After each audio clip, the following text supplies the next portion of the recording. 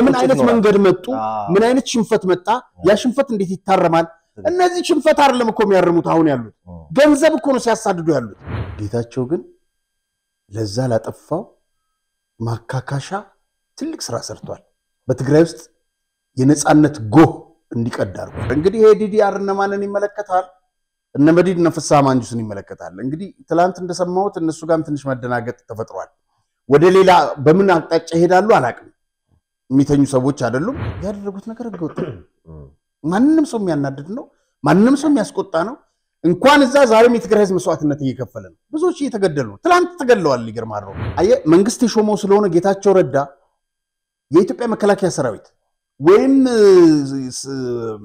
የጸጥታ ኃይሉ በኃይል ገብቶ መልሶ ስልጣኑን ለጌታቸው ይሰጣዋል ብለው ነበር ያሰቡ ለጊዜው ጊዜ ለመግዛት ነው ወይ እናያዋለን ምን ተኮል ያስራሉ እናያዋለን አሁን እዚህ ውስጥ እንትን አልነበረችም ያቺ ወንጀል ነው ምትላት ምን እንደሚያሰሩ አናውቅም የሁሉም ተቋማት ላይ የፖሊስ ተቋማት ላይ ኦሮሚያ ሂድ ሶማሌ ሂድ አፋር ሂድ እንደውም አፋር ምንድነው የሚሉት ግመሎቻችን ያቋታል እንዴት ከባንዲራ ጋር ትጣላል በነገራችን ላይ አሁን የታሰረውን እስረኛ የት እንዳለ ባይታወቅም የበለጠ ይገሉታል ለምሳሌ ጌታቸው የፌደራል መንግስት ተሾማ እነ ደብረጽዮን አብረን እንሰራለን ማለት ብለዋል እዚህ ንግግራቸው ላይ ትላንትና ይሄ ማለት በየቀበሌው ውስጥ በየወረዳው በየካቢኔው ውስጥ የራሳቸውን ሰዎች ለመክተት አቅደዋል ማለት ነው አብሮቸው ሲንከራተት የነበረውን ጌታቸውን ለመግደል እኮ የወሰኑ ሰዎች ናቸው ለምን አልተገደለም ብለው ስለዚህ እነዚህ ሰዎች ለማን ይጠቅማሉ ለማንም አይጠቅም ትወረሳላችሁ ወደ አሜሪካንም አትመጧትም ሌላም እርምጃ ይቀጥላል በሚል የተሰጣቸው ማስጠንቀቂያ አየ ልጆቻቸው በለጡባቸው ያስቀመጡት ብር በለጠባቸው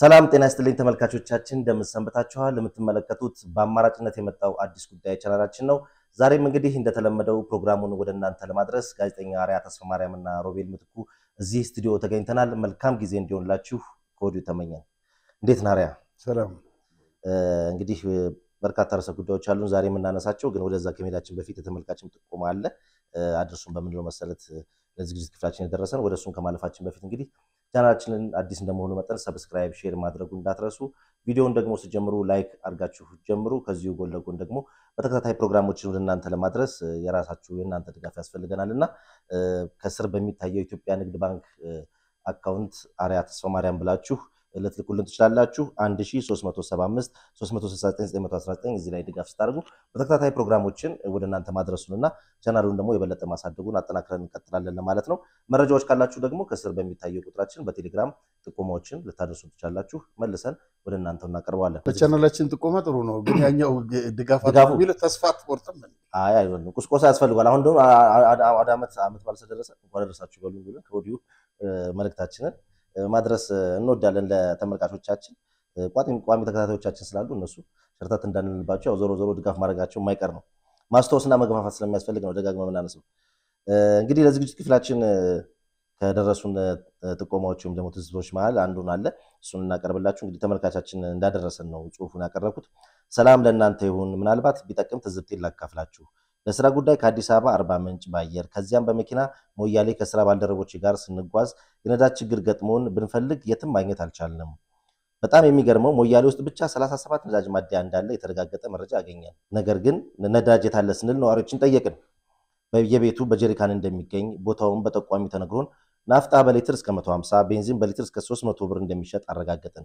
በዚህ መንገድ ችግራችንን ጨርሰን ተመለስን ዋናው ጉዳይ በሞያሌ ጣቢያ ለመክፈት ነዳጅ ጣቢያ ለመክፈት ነዳጅ ማደያ ለመክፈት መሬቱ ከተገዛ በኋላ ለፍቃድ እስከ 500,000 ብር ጉቦ ይከፈላል ታዲያ በአንድ ቦቴ ጉቦ ይመለስና እድሜ ልክ ህዝብን እየዘረፉ ከባለስልጣናት ጋር እየተካፈሉ መኖር የተለመደ ሆኗል ከተፈለገም በቦታው ላይ ማጣራት ትችላላችሁ መረጃዎችን መስጠት እንችላለን እንዲያው እስከ መቼ ይህ ህዝብ ተማሩ ይኑር እንዲህ አይነት ዝርፊያስ መቼ ሆነ የሚቀመው ይላል ኃይሌ ፍቃዱ የሚባል ተባለ ተመልካቾቻችን ነው እንግዲህ ጥቆማ ደረሰን 37 ማደያዎች ባሉበት ከተማ ላይ እንግዲህ ማደያው ያሰራን በውስጥ በጀሪካን እየተሸጠ እንደዚህ ይደረጋል እንግዲህ በስውርና በጣም ህገወጥ ስራ እየተሰራበት ነው የሚባለው እንግዲህ እንዲህ አይነት ጥቆማዎችን የሚመለከተው አካል ያቃሉ የበላይ አካል እንግዲህ እነሱ እንደደረሰው መረጃ ከሆነ አካባቢ ያሉ ባለስልጣናትና ነጋዴዎች ህገወጥ ነጋዴዎች አንድ ላይ ተመሳጥረው ነው የሚለው እንግዲህ አሁን ደግሞ ምን የሚመለከተው አካል ያውቃሉ የሚደረገው እንቅስቃሴ በዚህ ላይ የሚለውን ለማድረስ ነው። ይህንን በተመለከተ ደግሞ ይህን ጥቆማ በተመለከተ አይ ቅሬታ አለን ወይም ጉዳዩ ይመለከተናል የምትሉ አካሎች ካላችሁ በአዲስ ጉዳይ ቻናል ላይ ለማስተናገድ እኛ ዝግጁ። አንድ የመንግስት ሹፌር ሰሞኑን የመንግስት መኪና ነው የሚነዳው እና በኋላ አንዱ ምን አለኝ አበበ እኮ አለኝ ስሙን ልቀይረውና አበበ እኮ ሳክስ መጫወት ጀምሯል አለኝ። ምንድነው ሳክስ አልኩት። ሳክስፎን ምናምን መስሎኛል። ለካ መኪና ውስጥ እንደዚህ ጎማ ከትና ስቧት ወደ ሌላ መኪና ይሸጣል። ለካ ነዳጅ ማውጣት ነው እሱ የተለመደች ነገር ነዳጅ ማውጣት ነው እሱ። እና እንደዚህ አይነት ነገሮች አሉ ነው የሚለው እንግዲህ 37 ማደያዎች በጣም ብዙ ናቸው። እንግዲህ እንዲያን ነገር ምንድነው የሚሰራው የክልሉ ባለስልጣናት እዚህ ባለበት ሁኔታ በየቦታው በየአድራሻው በየንጉራንጉሩ በጀሪካን የሚሸጥ ከሆነ በሊትር እንደዚህ የተደረገ እንግዲህ የሚገባው ነዳጅ ወደ ህገወጥ ሽያጭ እየገባ ነው ማለት ነው። የሚጓጓዙ መኪናዎች ደግሞ በአግባቡ ቦታቸው ላይ አርፈው የሚያስፈልጋቸውን ለኪሎሜትሮቻቸው የሚያስፈልጋቸው ለጉዞ የሚያስፈልገው ነዳጅ መቅዳት እንደተቸገሩ ነው የሚያሳየው። እንግዲህ በአንተ በኩል እንደማሟሟቂያ የምትጨምረው ካለ በጣም ጥሩ። ምን መሰለህ እዚህ ምስል ላይ የምታየው ባለፈው ለሚኩራ አካባቢ ሲሄድ ነው ይሄንን ፈረስ ያነሳሁት። ብዙ ቦታዎች ላይ ወደዚህ ወደ ደቡብ ስትሄድ ለምሳሌ ደብረ ዘይት፣ ናዝሬት ብቻ እንደዚህ አይነት መንገዶች ላይ በጣም ለትራፊክ በተጋለጠ ሁኔታ ከዚህም ከአዲስ አበባም ጀምሮ መውጫ አካባቢዎች ላይ ተመልከተ ቅርብ የሆኑ ቦታዎች ላይ ፈረሶች እንደዚህ ተጥለው ይታያሉ። ኦሮሚያ ክልል አንድ አዋጅ አውጥቶ ነበር ግን ተግባራዊ አልሆነም እስካሁን ድረስ ለምን እንዳልሆነ አላውቅም። እነዚህ ፈረሶች ካገለገሉ በኋላ ይጣላሉ። አስፋልት መሃል ነው የሚቆሙት። ለምንድን ነው የሚቆሙት ብዬ ስጠይቅ ለካ ብዙ ጊዜ ሲያገለግሉ ሰውነታቸው ይቆስላል። ሰውነታቸው ሲቆስል ዝንብ ይወራቸዋል። መኪና ግራና ቀኝ የሚመላለሰው ዝንባቸውን ለካ እንዲያነሳላቸው ነው። እና በጣም ያሳዝናል። እና ምን አለበት የእንስሳ መብት እዚህ ሀገር አለ መሰለኝ እኔ እንጃና ለምንድን ነው መንገድ ላይ የሚጣሉት? ሁለተኛ ሃይዌይ ላይ ለሚሄዱ ሰዎች ከባድ ግጭት ሊፈጥሩ ይችላሉ። በጣም በዚህ በማከላይ በኩል በጃንሜዳ በኩል ማሉ እንደዚህ ታሉ ፈረሶች በተደጋጋሚ ግን እነሱ የተጣሉ አይደሉማ የእንትናቸው ግብ ውስጥ ተመልሰው ይገባሉ። የወታደር እኮ ናቸው የፈረሰኛ እነሱ እኮ በጣም እንትናቸው በስነ ስርዓት የተያዙ ናቸው። አንደኛ እግራቸው ላይ ጎማ ይመታል። አንዳንዶቹ አይናቸው እንደሚጠፋ ታውቃለህ። ለካ ዝም ብለው የሚሄዱት አይናቸውን ያጥፏቸዋል። እና ምን አለበት እንስሳት ላይ እንደዚህ አይነት እንትን ባይደረግ ከተማ ላይ ባይጣሉ ወይ ምንድነው አንድ ጊዜ አንበሶች ነው የሚሰጥበት ታክሲ ደርሚ ነው ምናምን ይባል ነበር። አሁን ይኖር አላውቅም። አትሊስት ለአንበሶችና ለምናምን ምግብ እንዲሆኑ ቢሰጥ ይሻላል። ያገለገለህን ስንት ዓመት ያገለገለህን እንስሳ አውጥተህ እንዴት ትጥላለህ መሬት? ሁለተኛ እንደዚህ እንትኖች ላይ ህግ ቢኖር ላለው እግሮች ሁሉ ወደ ዲኤምሲ ያመራሉ። በመዲናችን አዲስ አበባ በለቡ መብራት ላይ እየገነባን ባለነው በተንጣለለ መንደር ውስጥ የዲያስፖራ አንድ መንደራችንን ሸጠን መጨረሳችን ይታወቃል።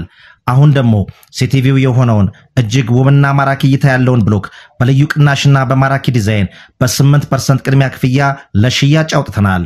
በመሆኑም ቀድመው ለሚመጡ 10 ደንበኞች ብቻ ባለ 1 መኝታ በ432 ሺህ ብር ቅድመ ክፍያ፣ ባለ 2 መኝታ በ651 ሺህ ብር ቅድመ ክፍያ፣ ባለ 3 መኝታ በ940 ሺህ ብር ቅድመ ክፍያ፣ ባለ 4 መኝታ በ1,300,000 ሺህ ብር ቅድመ ክፍያ ከ60% የባንክ ብድር ጋር አቅርቦሎታል። በጥራትና በታማኝነት በግንባታው ዘርፍ ከ27 ዓመት በላይ በዘለቀው ዲኤምሲ ሪል ስቴት የቤት ባለቤት ይሁኑ። ለበለጠ መረጃና ለሳይት ጉብኝት ከታች ባለው ስልክ ይመዝገቡ። ደስታው እዚህ ይጀምራል። ዲኤምሲ ሪል ስቴት። ሌላው መረጃ በቀደምለት ሮብለት ይመስለኛል ወደ ስቴዲየም ሲሄድ በስቴዲየም ጋር ሳልፍ ልጆች አገኘው ስፖርተኞች እና ዳዊት ዳዋ የሚሉት እና ምን ያህል እና አዳነ ግርማ ምናምን አገኘዋቸው። ካሳይንም ለማግኘት ሞክሬ ነበር። ከአሜሪካን መጥተዋል አሉኝ። ስልጠና ነው የሚወስዱት የእግር ኳስ ስልጠና የካፍ ላይሰንስ ምናምን የካፍ ላይሰንስ የሚሉት ነገር አለ። እሱን ነው የሚወስዱትና ጥሩ ነው። ግን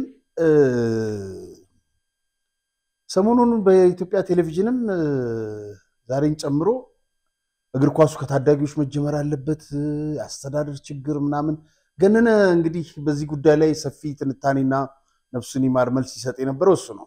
በተደጋጋሚ በጋዜጣ በሚዲያ በሁሉም ነገር ጮዋል። የእግር ኳሱ ችግር ይሄ አይደለም። አንድ ወቅት ላይ አላሙዲ ኢትዮጵያን እግር ኳስ ቀይራለሁ ብሎ ስንት ተጫዋቾች ይዘው ምጥ ይግባ ስምጥ አይታወቅም መድብ ያለው ምናምን ብሎ እንደውም እነ ካሳሁን ተካ ነፍሱን ይማረው ነው መንግስቱ ወርቁ እና ስራት ጎራዴ ነበር ያንን ቡድን የያዙት። አሁን ችግሩ የታዳጊዎች አይኖር ማለት አይደለም። የቢም አለ ቡና የቢ ተጫዋቾች አሉት መከላከያ አለው ሁሉም አላቸው። ከመከላከያ ከቢ የሚያሳድጉ መሰለ እኔ በጣም ነው ተደነግጠው እንዳለ የውጭ ተጫዋች ብለው እኔ በቀደምለት የቡናና ኢንተርናሽናል ጨዋታ አየሁ። በጣም ያሳፍራል እንደዚህ አይነት ኳስ እንቅስቃሴ ሜዳ ውስጥ በረኛው ይጠልዛል በረኛው አንደኛ የውጭ ተጫዋች ተብሎ ነው ምናምን እና ዋናው የኢትዮጵያ እግር ኳስ ጠላቶች ከጥቂቶች በስተቀር አሰልጣኞች ናቸው። አሁን ክለብ ያዙት ጸጋይ ኪዳነ ማርያምን ተመልከተው ክለብ በማውረድ ነው የሚታወቀው። ወልዋሎ አዲግራት ገባሁና ወረደ ወልዋሎ አዲግራት ያልወረደ ክለብ በሱ በኩል ጠይቀኝ። እንዴት ነው የሚይዘው አሰልጣኝ ክለቦች እንደዚህ አይነት አሰልጣኞች እንዴት ነው ክለብ የሚይዙት ካልከኝ ከሞዳሙደው ነው ከኮሚቴ ከምናምን ጋር ከቡድን አባላት ጋር ይሞዳሙዱና ገንዘብ ምትለቀዋለ እሱ ግን በተዘዋዋሪ ከተጫዋቾች ደግሞ ያገኛል። የማይሆኑ ተጫዋቾች ይዞ ሄዶ ክለቡን ያወርደዋል። ከነዛ ተጫዋቾች ይገቢ ውጤት መጣ አልመጣ ግድ የላቸው። ለኢትዮጵያ እግር ኳስ ትንሳኤ ያረጁ ምንም ውጤት የሌላቸው ተጠራርገው ይጡልን እነ ዳዋ አዲስ ሐሳብ ያላቸው ወጣቶቹ ቡድኖቹን ያዙ። ይሄንን ነው ምለው እና ዳና በኳስ ውስጥ ስላለው በቃ የተጫዋቹን ነገር ያውቁታል። በቃ በታዳጊ ምን አይነት ኳስ መጫወት እንዳለባቸው ያውቃሉ። በቃ እነሱ ያመለጣቸውን እድል ራሱ የታዳጊነት ውድድር ለሌሎች መስጠት ትክክል። በምን አይነት መንገድ መጡ? ምን አይነት ሽንፈት መጣ? ያ ሽንፈት እንዴት ይታረማል? እነዚህ ሽንፈት አይደለም እኮ የሚያርሙት አሁን ያሉት ገንዘብ እኮ ነው ሲያሳድዱ ያሉት። ምንም ውጤት የላቸውም እኮ ገብረመድህንና ሁለት ብሔራዊ ቡድን ይዞ ከሁለት ቦታ ገንዘብ ይበላ ነበር።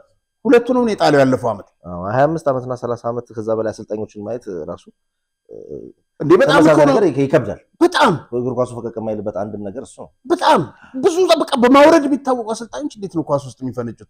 ይታሰብልን እንግዲህ እኛ ጥቆማ ነው የምንሰጠው። እንኳን ደህና መጡ ወደ መስመሩ ብለናል።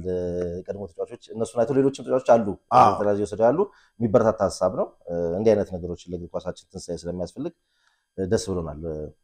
ወደ ዋናው ርዕሰ ጉዳዮቻችን እንግባ መሰለኝ። እንግዲህ በቀደም እኔ እናንተ አውርተን ስንወጣ ነበር ያው ቀኑን እርግጠኛ ስላልሆነን ታደሰ ወረደ እንደሚሾሙ እኛ እዚህ ስቱዲዮ ውስጥ ሆነን ምን ሊፈጠር እንደሚችል አይታወቅም ብለን ተናግረን ነበር። ከወጣም በኋላ እኛ ኤዲት ተደርጎ ፕሮግራማችን አየር ላይ ሊውል ኤክስፖርት እየተደረገ ባለበት ሰዓት እንግዲህ የታደሰ ወረደ ሹመት ይፋ ሆኖ ህዝብ ሰምቶታል። መረጃችን ትክክል ስለነበረ ብዙዎች ሀሳባቸውን ገልጸውልናል። እንግዲህ የተነሱት ደግሞ አቶ ጌታቸው ረዳ ደግሞ ትናንትና ሌላ ሹመት አግኝተዋልና የእሳቸውን አዲስ ሹመት እንዴት አገኘው የሚለውን ከሱን ጀምር እስቲ። እንግዲህ ጌታቸው ረዳ ከሚያዝያ 23 ቀን ጀምሮ የምስራቅ አፍሪካ ጉዳዮች አማካሪ ሚኒስትር አድርገው ጠቅላይ ሚኒስትሩ ሾሟቸዋል። የሚገባው ነው እኮ ምን ልምልህ ጌታቸው አንድ ወቅት ጥፋት አጥፍቷል ከዚህ በፊት ለነዋል ስለሱ አይደለም እናነሳው ሰው ወደፊት ነው የሚሄደው። ባያጠፋ ጥሩ ነበር በቃ አለፈ ምንም ማድረግ አትችልም። ጌታቸው ግን ለዛ ላጠፋው ማካካሻ ትልቅ ስራ ሰርቷል። በትግራይ ውስጥ የነጻነት ጎህ እንዲቀድ አድርጓል። የነጻነት ጮራ እንዲፈነጥቅ አድርጓል። ለኢትዮጵያ መስራት ይችላል። ሚኒስትር ምንድነው አንድ ወቅት ላይ ሚኒስትር ኮሚኒኬሽን ሚኒስትር ነው የነበረው። እኔ እዚህ ሀገር ውስጥ አልነበርኩምና ጎበዝ ተናጋሪ ነው። ድምጹን ነበር የምሰማው የነበረውና ብቻ በመናገር ብቻ ሳይሆን ብቃትም ያው ምናምንም አለውና ትላንትና ሲያብዱ ነው ያመሹት አሉ። በሱ መሾም እንግዲህ አሁን ምን መግለጫ እንደሚያወጡ አላውቅም። እንግዲህ ለምን ሾመው ምናምን ያው ብልጽግና ነው ስንል ነበረው ይሄ ማረጋግጦ ነው እና ይገባዋል እና ጠቅላይ ሚኒስትሩ የወሰኑት ውሳኔ በጣም ትክክል ነውና ጌታቸውን የሚመጥነው ነው። ከሱ ብዙ ስራ ይጠበቃል። ጌቾ በምስራቅ አፍሪካ ብቻ ሳይሆን ወደ ትግራይ መጥቶ በሰሜኑ ላይ የጀመረውን የለውጥ እንቅስቃሴ እንደሚያስቀጥል ማለት ምንም አልጠራጠርም። እሱን ቃል ገብቶልናል። መልካም ከዚህ ከአቶ ጌታቸው ረዳ ጉዳይ ሳንወጣ በቅርቡ ከቢቢሲ ትግርኛ ቋንቋ ጋር ያደረጉት ቃለ ምልልስ አለና እዛ ላይ ምንም ጉዳዮች ተነሱ። እሱን መልከት በጣም አሪፍ በትግርኛ ነበር ያደረገው ቃለ ምልልስና በጣም ወሳኝ ነገሮች ተናግሯል ሮቤል እና ከትግራይ ለምን ለቀህ ወጣህ ምክንያት ምንድነው የሚለው ጥያቄ ነው አንዱ እኔ መራው መንግስት ስራ እንዳይሰራ ብዙ እንቅፋት ተፈጥሮበታል ከኔ ጋር የነበሩ አመራሮች ሹሞች ሳይቀር ተሳትፎ ነበራቸው የትግራይ ሰራዊት አዛዦች ሳይቀሩ ግምት ስራ እንዳይሰራ ተደጋጋሚ እንቅፋት ሲፈጥሩ ከርሟል ግምት ማለት ጊዜያዊ መንግስት መስተዳድር ማለት ነው ከዚህ በመነሳት የህዝብ ተወካዮች ምክር ቤት በትግራይ አዲስ የሽግግር መንግስት እንዲቋቋም ውሳኔ ያሳልፏል ውሳኔ ትክክለኛ ይመስለኛል አሁንም ትግራይን ወደ አላስፈላጊ ችግር እየከተተ ያለው የውስጥ ፖለቲካ ነው እና ከዛ በኋላ በራስ ችግር ነው ወይ በራስ ፈቃድ ነው ወይ የለቀቀው ምናምን ትለዋለች ጋዜጠኛ በራስ አይደለም ህዋቶች እኔ እንዳልሰራ ተደጋጋሚ እንቅፋት ሲፈጥሩ ቆይተዋል ከዚህ በመነሳት ጠቅላይ ሚኒስትር አብይ ስለ ስልጣን መልቀቅ ጠየቀኝ እኔም በጥያቄው ተስማምቼ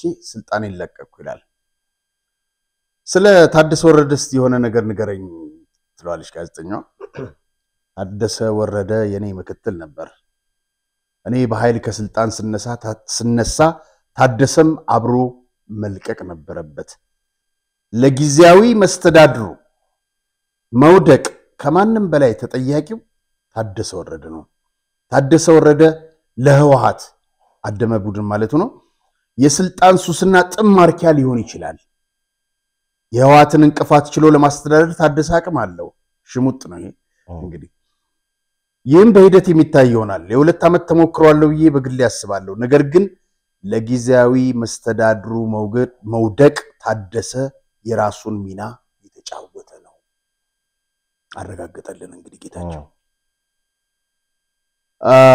እና የውድቀት መንስኤ ከሆነ ታዲያ ለምን የፕሬዝዳንትነት ስልጣን አሰጥቷል አይ እኔ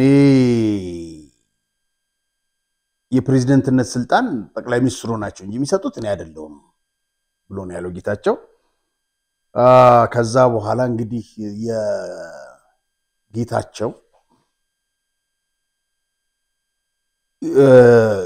ታደሰ ወረደ የውድቀት መንስኤ ነው ካልክ ማስረጃህን እስቲ ብታቀርብልን የሚል ጥያቄ ነው በፈገግታ ተሞልቶ ነው ጌታቸው ታደሰ እኮ የኔ ምክትል ነበር አሁን የኔ ዓላማ ታደሰን ለመውቀስ አይደለም እሱን ከኃላፊነት ማውረድ ይችል ነበር ራሴንም ወቅሳለሁ አለ እና በትግራይ ያለው ፖለቲካ ውስብስብ ነው ታደሰ የሰራዊት አዛዥ ሆኖ የኔን ትዕዛዝ መቀበልና ተግባራዊ ማድረግ ነበረበት ነገር ግን ታደሰ በቀና ልብ አይፈጽምም ነበር በውጭ የምትኖሩ የትግራይ ፖለቲካ በውጭ የምትኖሩ ዜጎች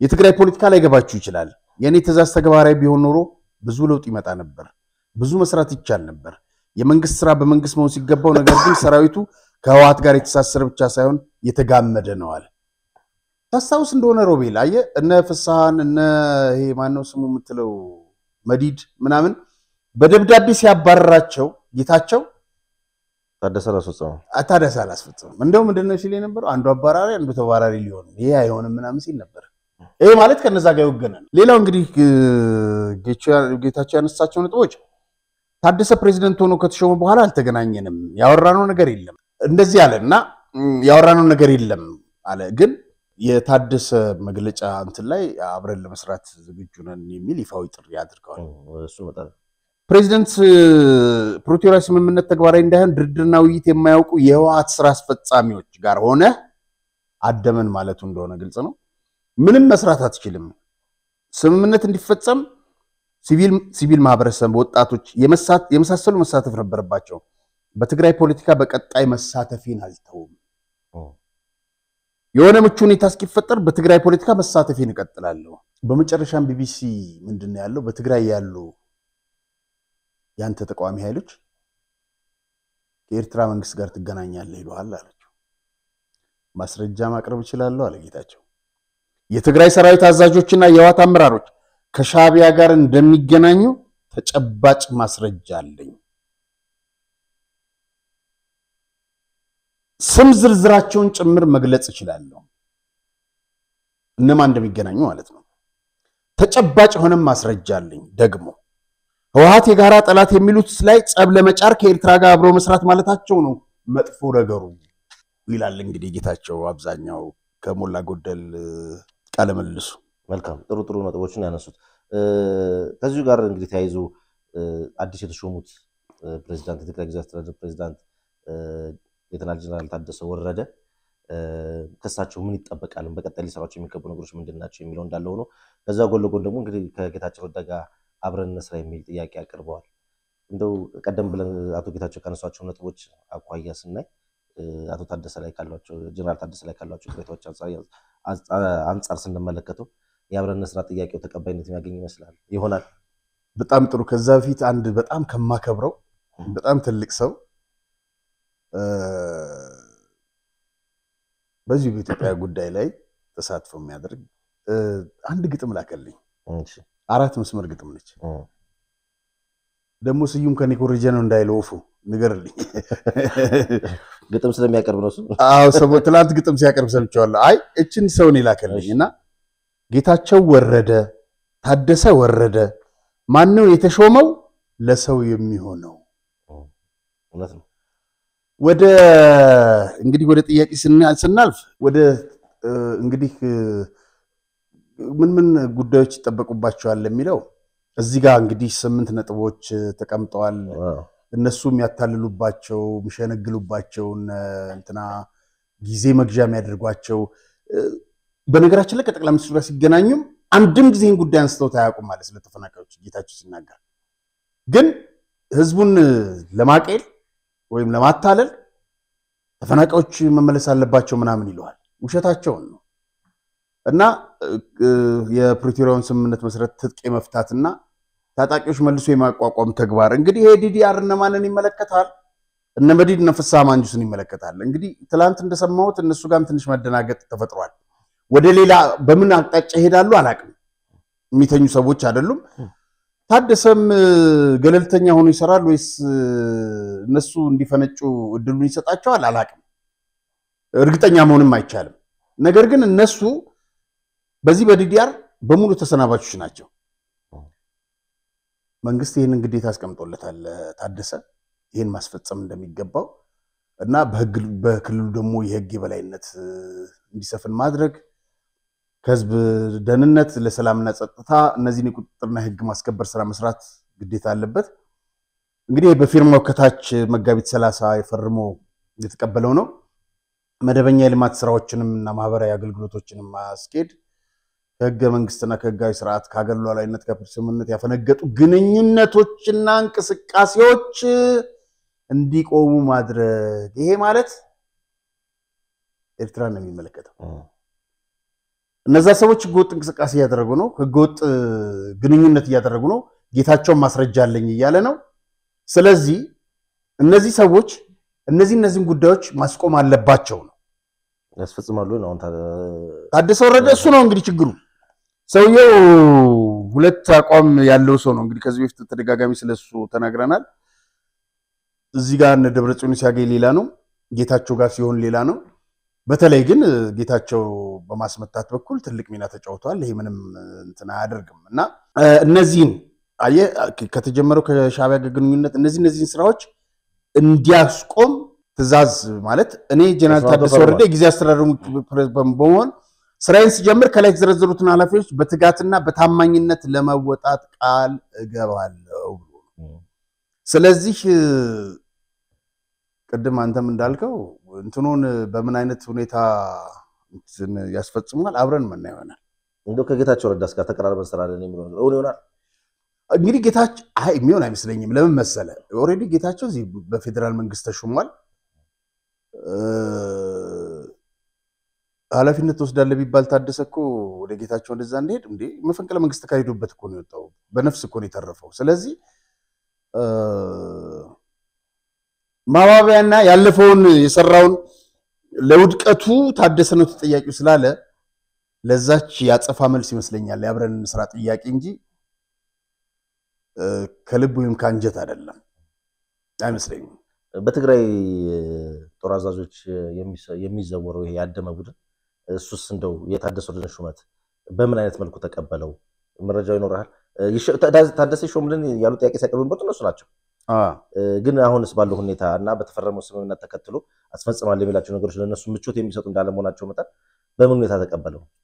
ያው መምህዳር አበዝ አጸረዋን ተናውት ሰለናው ፊነት ምግላስ ተዳለው ሁሉ ገልጾም አበዝ ወራሰ ህዝብናን ለአላውነትናን ሐራም ኮጽ استمزابلن استسددن ህዝብና አመረበቱ መለስ እንኳን ደህና መጣችሁ ሰናይ የሥራ ዘመን ነው የሚለው እንግዲህ ከጀርባ ከመወን ናይ ሰላም ጸጥታን ሕውየትን ዳግም ጸጥታን ስራሕትና በመስላት ህዝብ ትግራይ ናብ በስተመረጸ ስሩዕ መንግስት ተጻፈሉ ኩነታት ተመቻቸው ተደጋግፍና ተናውት ድሏት እንኳንና ንፕሬዝደንት ጀነራል ታደሰ ትገልጽ ፈጥቆሉ ተሰሪቆም ለፕሬዝደንት መልካም የሥራ ዘመን እንዲሆንልህ ምናምን ነው የሚለው ያለው እንትና ተባኑ ይሄ ከማ ሐብሬታ ቤተሰፋት ህወሓት ፕሬዝደንት ከዚያው መምሕዳር ጀነራል ታደሰ ወረደ ወገኖም ለተስተዳለው መድረክ ሰናይት አሁን እቺ አንገት ማቀርቀር እንግዲህ እዚህ ከጀርባ መዲድ አለ እዛ ጋር ነምግባ አሉ የሰራዊት አዛዦች የምትላቸው በጣም መጥፎቹና ፋሺስቶቹ አሉ እዚህ አሁን አንገት የሚያቀረቅሩት ቢሮዋንና ምናምን ይያዩ ይመስለኛል እንጂ ለሞቱ ሰዎች የህሊና ጸሎት ለማድረግ አይደለም እና ለዛ ሁሉ ላሳለቁት ሚሊዮን ህዝብ አዝነው ይመስልሃል ወጣት ዛሬም እኮ ጦርነት ግባ እኮ ይያሉት ነው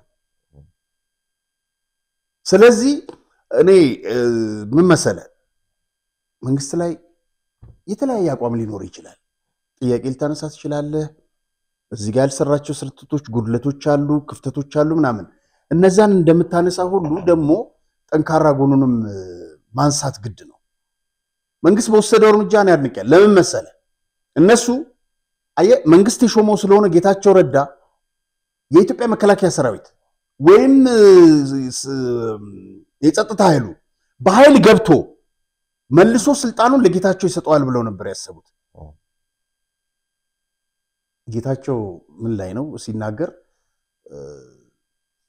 ከጠቅላይ ሚኒስትሩ ጋር አብተናል አለ እና አወራን እንዴት ነው ስልጣኑን በቃ መልቀቅ ፈልጋለሁ ተማመነ እና ይሄን አይነት እርምጃ መውሰዱ ጌታቸው የሚያስደንቀው ነው እነዚህ ሰዎች ግን የጠበቁት መንግስት በኃይል ገብቶ ካቢኔውን በኃይል መልሶ ያደረጉት ነገር ገውጥ ማንንም ሰው የሚያናድድ ነው ማንንም ሰው የሚያስቆጣ ነው እንኳን እዛ ዛሬም የትግራይ ህዝብ መስዋዕትነት እየከፈለ ነው ብዙዎች እየተገደሉ ትላንት ተገለዋል ይገርማል ሮቤ ትላንትና ተገለዋል ስም ዝርዝራቸውና ፎቶአቸው እየወጣ ነበር ግድ የለም ያለ ድል መስዋዕትነት የለም እነሱ ካስጨረሱት በላይ አንድም ሰው መሞት የለበትም እኔ የኔ አቋም ነው ግን እነሱ ካስጨረሱት በላይ ለመስዋዕትነቱ ለመብቱ እነሱን ተጋፍጦ የሚሞተው ወጣት ሰማዕት ነው በጦርነት አምኛ አይደለም መሳሪያ ሳይዝ ነው ግንባሩን እየመቱ ያሉት 97 መሳሪያ ሳይዝ ነው 98 አዲስ አበባ ላይ ህዝብ ይጨፈጨፉት ህዝብ ስትገል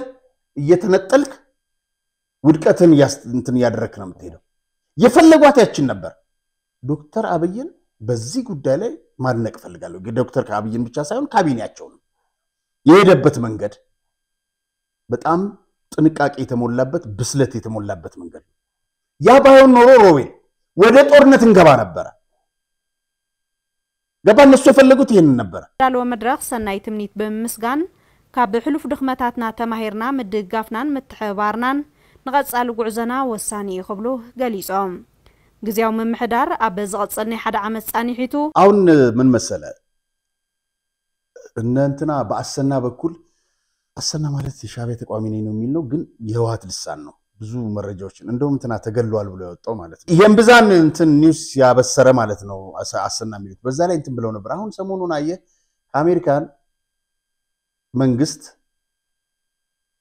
አደገኛ ጫና መጣ በተለይ እዛ ገንዘባችሁን ንብረታችሁን ያስቀመጣችሁ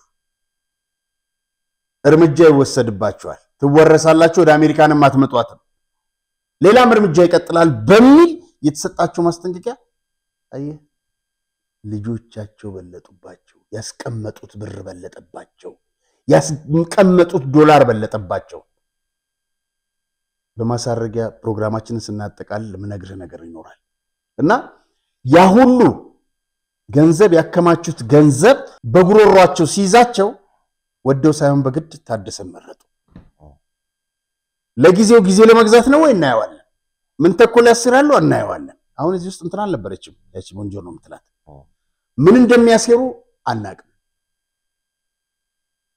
ግን ወደው ሳይሆን በዚህ ምክንያት ነው የተቀበሉት ታደሰ መልካም እንግዲህ የህወሓት ቡድን ወይ ያደመ ቡድን የታደሰ ወረደን ሹመት በተመለከተ ያለውን ነገር ሰምተናል ከዚህ ጎል ጎል ተያይዞ ደግሞ እንግዲህ በኢትዮጵያ የአሜሪካ መንግስት የታደሰ ወረደን ሹመት ወይም ደግሞ የጠቅላይ ሚኒስትሩን ምርጫ እንዴት አየው የሚለውን ደግሞ ጎን ለጎን አብሮ ማየት ያስፈልጋልና በኢትዮጵያ የአሜሪካ አምባሳደር ኤርቪን ማሲንጋ በፕሪቶሪያ ስምምነት መሰረት የተደረገውን አዲስ የትግራይ ጊዜያዊ አስተዳደር ምርጫ አደንቃለሁ ሲሉ መልእክት አስተላልፈዋል። እንግዲህ ሌተናል ጀነራል ታደሰ ወረደ የትግራይ ጊዜያዊ አስተዳደር ፕሬዝዳንት ሆነው መሾማቸውን ተከትሎ መልእክት ያስተላልፉት ማሲንጋ ጀነራል ታደሰ የፈረሙት የቃል ኪዳን ሰነድ የትግራይንም የኢትዮጵያንም ፍላጎት የሚያሟላ አካሄድ ነው፣ ትክክለኛ ውሳኔ ነው ሲሉ ተሰምቷል። እንግዲህ በአሜሪካ መንግስት በኩልም የሹመት ተቀባይነት እንዳገኘ ነው በአምባሳደሩ በኩል ያረጋገጥ ነው።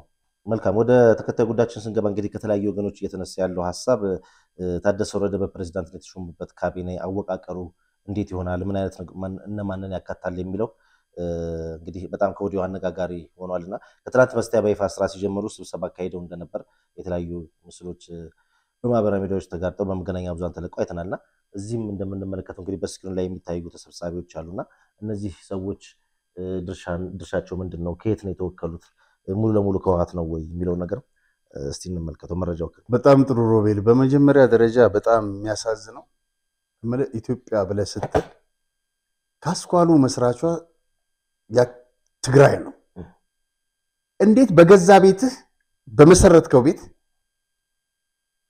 ባዳ ትሆናለህ ወይም ራስህ እንደገና ገፍተህ ትሄዳለህ? ይሄን እኔ እነ አሉላ እነ አፄ ዮሐንስ እነ ደጃዝማች ገብረስላሴ እነ ደጃዝማች ገብረሕይወት መሸሻ ብዙ ለኢትዮጵያ የተዋደቁ ጀግኖች በፈሩባት ምድር ህወሓት የሚባል አመኬላ መፈጠሩ በጣም እርግማን ነው። ለምን ይሄን አልኩ መሰለህ? እዛ ጋር የህወሓት ባንዲራ አስቆማል በቀኝ እንት የኢትዮጵያ ባንዲራ የለም። ባጀት ስትፈልግ ነው የኢትዮጵያን ባንዲራ የምትፈልገው። እንዴት ከራስህ ከገዛ ቤትህ ጋር ትጣላለህ?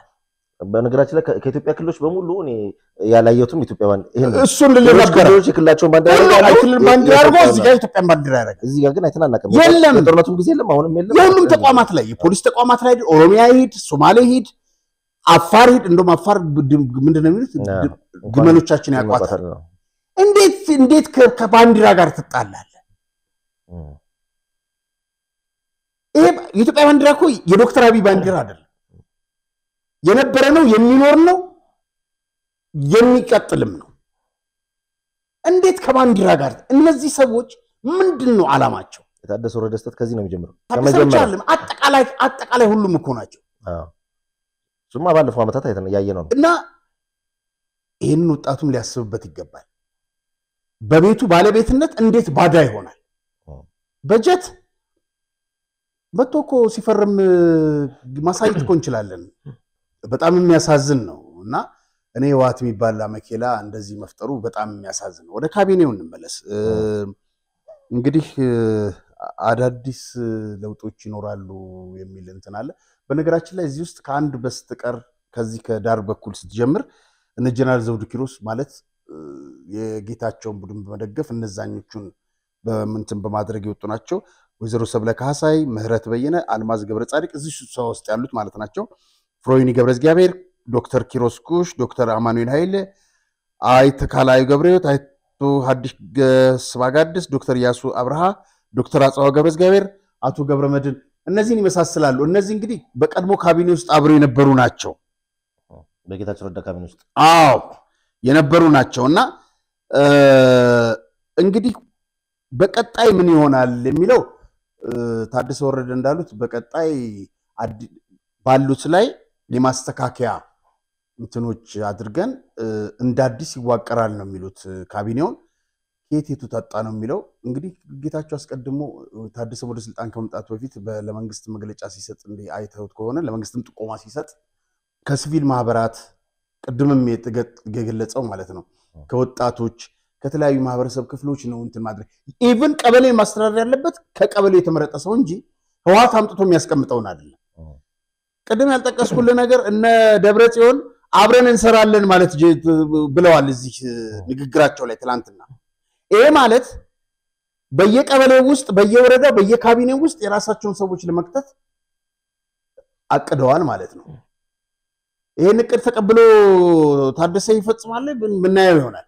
ግን እነሱ የተዘጋጁበት ጉዳይ ይሄ ነው እና በቀጣይ ይስተካከላል ወይም እንደ አዲስ ይደራጃል ተብሎ ይጠበቃል። ስደተኛው ካቢኔ የሚል ስያሜ ሰጠው። እንግዲህ በምስሉ ላይ የምንመለከተው በአቶ ጌታቸው ረዳ የሚመራው ካቢኔ ያለና እሱ ከተለያዩ ቡድኖች ጋር ውይይት እንዳደረገ ይነገራልና ከማን ጋር ነው ውይይት ያደረጉት? ቀጣይ ዕጣ ፈንታውስ ምን ይሆናል የሚለውን እሱን አብረን እንመልከት። አው እንግዲህ ይሄ ስደተኛው ካቢኔ ነው። መረጃው ይኖራል መሰለኝ። እሷን እንመልከታት ከማን ጋር ተገናኙ የሚለው። እሺ መልካም። እንግዲህ የትግራይ ጊዜያዊ ምክር ቤት ልዑክ በአዲስ አበባ ከሚገኙ 11 ሀገራት ዲፕሎማቶች ጋር በክልሉ ወቅታዊ ሁኔታ ላይ እንደመከረ ነው እንግዲህ መረጃዎች የሚያሳዩት። አቶ ጌታቸው ረዳ ፕሬዝዳንት በነበሩበት ወቅት የተመሰረተው የክልሉ ጊዜያዊ ምክር ቤት እንግዲህ የጊዜያዊ ምክር ቤት ልዑክ ዩናይትድ ኪንግደም፣ ካናዳ፣ ፈረንሳይ፣ ጣሊያን፣ ስዊድንና አውስትራሊያን ጨምሮ ከ11 ሀገራት ዲፕሎማቶች ጋር በትግራይ ወቅታዊ ውይይት በትግራይ ወቅታዊ ሁኔታ ዙሪያ ውይይት አድርጓል ነው የተባለው። የጊዜያዊ ምክር ቤቱን ማጠናከር በሚቻልበት ሁኔታ በፕሪቶሪያው የሰላም ስምምነት አፈጻጸም ተፈናቃዮች ወደ ቀያቸው በሚመለሱበት ሁኔታ ላይ ከየሀገራቱ ዲፕሎማት ጋር ሰፊ የሆነ ውይይትና ምክክር ተደርጓል ነው የሚለው መረጃው የሚያሳየውና መጨመረው ካለ እሱ ላይ እንትን በል። አዎ እንግዲህ አንዳንዶች ስደተኛው ካቢኔ ብለውታል። በእውነት ልክ እንደ ኢትዮጵያ ብሔራዊ ቡድን አገር ላገር እንደሚንከራተተው ማለት ነውና እነዚህ ሰዎች እንግዲህ ከዚህ በፊት ያው እነምብዛ ላይ የተወሰደው እርምጃ ግድያ በእናትክልትና በሌላው በጊዜ አስተዳደሮች እዚህ አሁን እንደሚንከራተቱት እንደዛ ነው እጣ ፈንታ የገጠማቸውና ያሳዝናል። እነዚህ ሰዎች እነዚህም ይሆኑ በባለፈው ካቢኔ የነበሩት መንግስት ህዝብን ሲያረጋጉ ነው የነበሩት እነ አትክልት የነበሩበት ካቢኔ ማለት ነው። እነዚህም የሽግግር ህዝብን በማረጋጋት መልሶ ግንባታ ውስጥ ነው የነበሩት። ሌላ ስራ የሰሩት ነገር የለም። አንዳንዶቹ ከህወሓት ለቀው የወጡ ናቸው። ያ ደግሞ መብታቸው ነው አካሄዱን ካለ። ስለዚህ ትግራይ የሶስት ሰውና የሆኑ የአራት የአስር ሰዎች ነች እንዴ? ስለዚህ መመለስና እንደልባቸው ተንቀሳቅሰው መስራት በፖለቲካው ተሳትፎ ማድረግ መብታቸው ነው። ይሄ ሊከበርላቸው ይገባል። ይሄን ታደሰ ያስከብራሉ። እንግዲህ ብዙ ጥያቄዎች አንስተናል። ሩቡን ካስከበረ ጥሩ ነው። ሩቡን ተፈጻሚ ካደረገ ከቀረበ መንግስትም ካቀረበለት እኛም ከምናነሳቸው ጥያቄዎች እንደውም ከነዚህ ጥያቄ ይልቅ የነ ደብረጽዮን የሚመልስ ነው የሚመስለኝ ሳስበው። ስለዚህ ስደተኛው ካቢኔ ያሳዝናል። በአስቸኳይ ወደ አካባቢ መመለስ አለበት። እየፈጠሩ ያለው ተጽዕኖ ግን ቀላል እንዳይመስልኝ። ማዕቀብ እንዲጣልባቸው፣ ማስጠንቀቂያ እንዲጣልባቸው እነንትና ጎደው ሳይሆን በግድ ያሁኑን አዲስ ሹመት እንዲቀበሉ ያደረጉት እነዚህ ናቸው። በቀጣይም በተጽዕኖ እነሱ እንደሚመለሱ ምንም አልጠራጠርም። መልካም። በትግራይ ሁለት ከፍተኛ ዳኞች ለታደሰ ወረደ ያቀረቡት ደብዳቤ አለና ምንድነው እሱ ደብዳቤ? እስቲ እሱን እንመልከት። በትግራይ ከፍተኛ ፍርድ ቤቶች ወይም ፌደራል ፍርድ ቤት እንደምትለው የዛ ዋና ኃላፊ ፕሬዝዳንት የነበሩት ዶክተር ጸጋዬ ገብረሃና ናቸው። ምክትላቸው ገብረአብ የአብዩ ናቸውና ባለው የመስተዳድሩም አካል ሆኖ የጊዜያዊ መስተዳድሩም ሲሰሩ ነበረ እና እስከዛሬ ያው ጊዜ ያራዝመን እንትን ብለናል። ፍትህ እንዲረጋገጥ፣ ፍትህ እንዲሰፍን የተቻለንን ጥረት አድርገናል። ስለዚህ ከዚህ በኋላ መቀጠል ስለማንችል በቦታችን ሰዎች እንድትተካና እኛ ግን መልቀቅ እንደምንፈልግ ነው ያሉት። እንግዲህ አየህ ብዙ አንዳንድ ቦታ ላይ የጠቀሱት ደብዳቤው ላይ ጫና እንደሚደረግባቸው የተለያዩ ጫና የተለያዩ ጣልቃ ገብነት ምናምን እንዳለ ነው። የተስተካክሎ እንግዲህ ፍርድ እንትን እንደሚልበት ነው። እነሱ መቀሌ ተቀምጠው እንግዲህ ያንድ የምክትል ፖሊስ ኮሚሽነር ልጅ በመኪና ሰው ገጭቶ አገር እያዩ እስካሁን ድረስ ፍትህ አልተገኘም። ይሄም ይመስለኛል እንግዲህ ግምት ነው። ስለዚህ ለማንኛውም ሁለቱ ከፍተኛ ኃላፊዎች የመልቀቂያ ደብዳቤ ለታደሰ አስገብተዋል። ይለቃሉ ወይም ተቀባይነት ያገኛሉ የሚል እምነት ነው ያለው። መልካም። በጦር አዛዦቹ የሚመራው ቡድንና የአደመ አንድ ላይ ሆኖ እንግዲህ ህገወጥ መፈንቅለ መንግስት በትግራይ ባካሄደበት ወቅት አቶ ጌታቸው ረዳ ወደዚህ ወደ አዲስ አበባ ሊመጡ ሲሉ የግድያ ሙከራ እንዲያደርግ ተልእኮ ተሰጥቶት የነበረውና ያልፈጸመው የኮር አዛዥ አለና ያ ሰው ማን ነው? መጨረሻውስ ምን ሆነ የሚለው ነገር እሱን ነገር ተመልካቾቻችን ቢያውቁት ደስ ይላል። ባለፈው በተወሰነ ቁጥር ጨረፍ አድርገው ነበር። ይኸውልህ ማሾ በየነ ይባላል። እንግዲህ ትእዛዙን የሰጡት እነ መዲድ ሲሆኑ ትእዛዙን እንዲያስፈጽም የተላከው ይሄ ነው። መቀሌ ኤርፖርት ድረስ በፓትሮል ነው የተከታተለው። የአርሚ 22 ኮር 3 አዛዥ አውጣኝ ወልዳረጋ ይባላል ይሄ እና ትዛዙን ጀነራሎች እንደሰጡት ጌታቸው ተናግረው ነበር። አንድ የኮር አዛዥ ታስሯል ብሎ ነበር በኔ ምክንያት ስላልገደለኝ ምናምን በሚል ማለት ነው። ስም ባይጠቅስም ይሄውና ይሄ ነበር ሊገለው በፓትሮል ድረስ የተከታተለው። አሁን በቁጥጥር ስር ውሏልና የት እንዳለም አይታወቅም።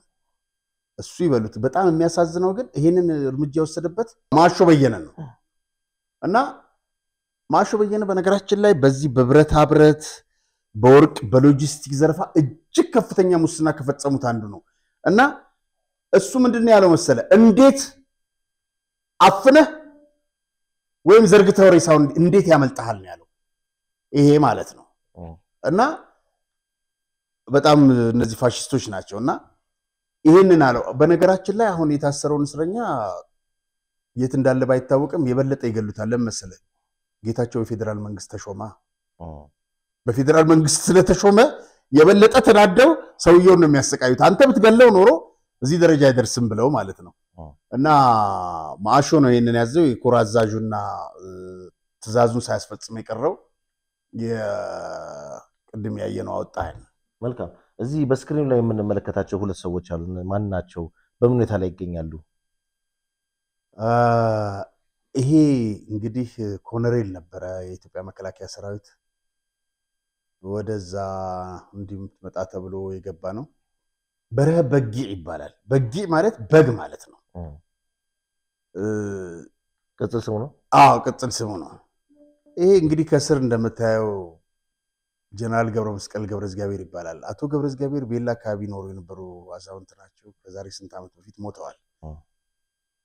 እኔ ይሄ በቅጽል ስሙ አሰርተ ኢስራ ነው የሚባለው 10-20 ማለት ነው።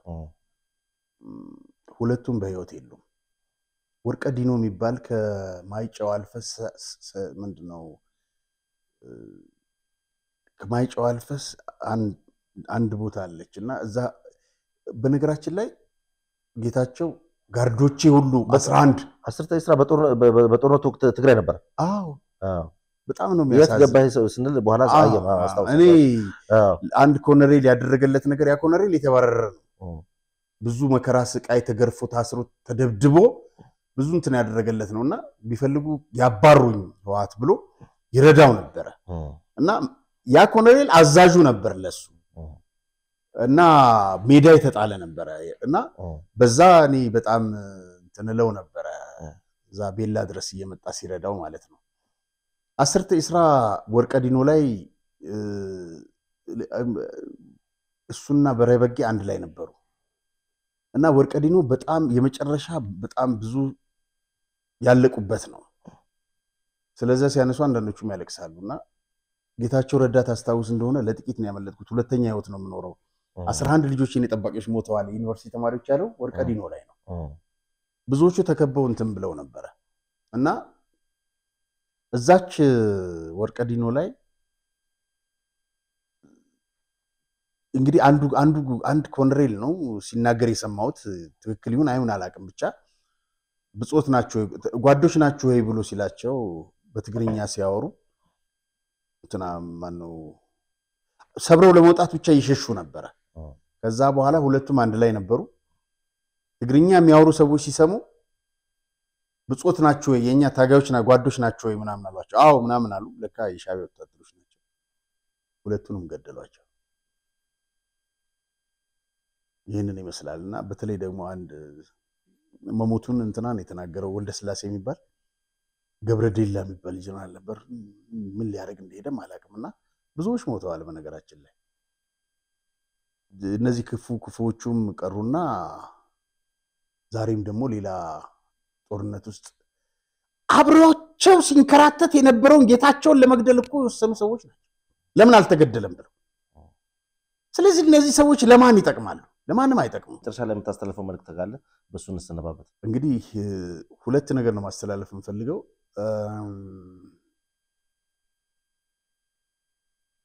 ቅድም አንዳንድ ጉዳዮች አንስቼልህ ነበር። የአሜሪካ መንግስት እነማን ምን እንዳላቸው ያውቃል። አዲስ መረጃ እጃችን ገብቷል። በድምጽ በደብዳቤ ደብዳቤው እዚህ ላይ ባናሳየም የክፍያ የተፈጸመበት ነው። ከዚህ በፊት ስዩም ፓስፖርት ምናምን አውጥቶ ዩቲዩብ እንዲወርድ ተደርጓል። እንደሱ ሳናደርግ ቴሌግራም ቻናላችን ላይ እንለጥፈዋለን። በካሽ የተከፈሉ ለአንድ የህወሓት ሰው ለልጁና ለምናምን $380,000 የተከፈለበት ደረሰኛል ስትደምረው ማለት ነው። ሌሎች አሉ በድምጽ የተቀዱ አሉ። የህወሓት ማዕከላዊ ኮሚቴ ዋና አፋኝ የነበረ የሚስቱ ከሌላች ሰዎች ጋር የምታደርገው ግን ያላማ ሰው ነች። ስናቀርባት እናደንቃታለን። እንደዚህ አይነት ፕሮግራሞች አሉ። በጣም ጥሩ መረጃዎች አሉ።